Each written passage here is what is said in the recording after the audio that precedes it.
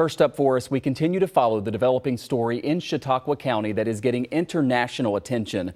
A man attacked world-renowned author Salman Rushdie as he took the stage at the Chautauqua institution just before 11 o'clock this morning. State police just identified the suspect as Hadi Matar. He's 24 years old and from Fairview, New Jersey. Rushdie's interviewer, Henry Reese, was also injured and taken by ambulance to the hospital. Rushdie's injuries were so serious that, as you can see in this video, he was flown to a hospital in Erie, Pennsylvania. He's undergone emergency surgery. Rushdie has had a multi-million-dollar bounty on his head for many years, accused by extremists in Iran and elsewhere of being anti-Muslim in his writings. Now, a nonprofit group called PEN America, which advocates for freedom of speech for authors, put out this statement today about the attack, saying in part, quote, "We can think of no comparable incident of a public violent attack on a literary writer on American soil." UB professor of English David Schmid agreed with that. We talked to him earlier today to get some perspective, especially for our viewers who may not have heard the name Salman Rushdie or read his acclaimed works.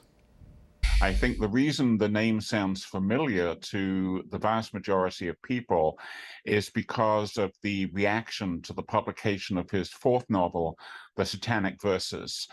It became a kind of trigger point for a firestorm of controversy because the novel was perceived as being blasphemous in relation to Islam.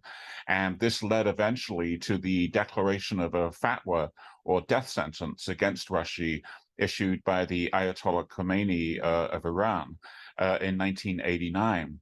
And this led to Rushdie having to go into hiding for 9 years, during which time he was under heavy security, didn't make public appearances of any kind, and then gradually started to reemerge into public after this 9-year period of hiding.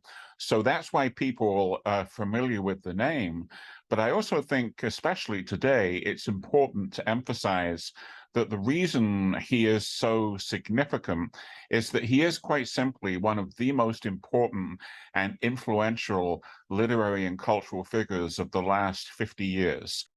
I think he represents that determination to speak truth to power, that determination to insist that everybody, no matter whether you're Salman Rushdie or just an ordinary person, has the right to express their point of view in the way they want without fear of recrimination and punishment.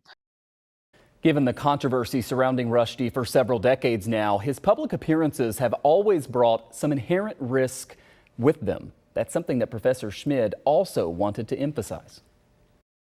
I don't think there's any way that you could have someone like Salman Rushdie appear in public, and I would emphasize in public, and have it be entirely safe.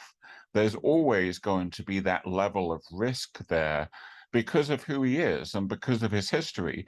I think Rushdie understands that, and I think people who know about Rushdie's situation understand that. So although this is obviously a horrific incident, and we would all want to know if there's anything that, could or should have been done to prevent it, I don't want this to become an occasion where people point fingers and we lose what should be our focus, that this is an absolutely unforgivable attack upon one of the most important writers in the world today. And if today's events inspire you to pick up and read some of Rushdie's work, Professor Schmid recommends his 1981 book that is titled Midnight's Children. He says that's the best place to start. Our live team coverage from Chautauqua County will continue tonight at 6 o'clock. We'll hear the latest from state police and also talk with witnesses who were in the room when that attack happened.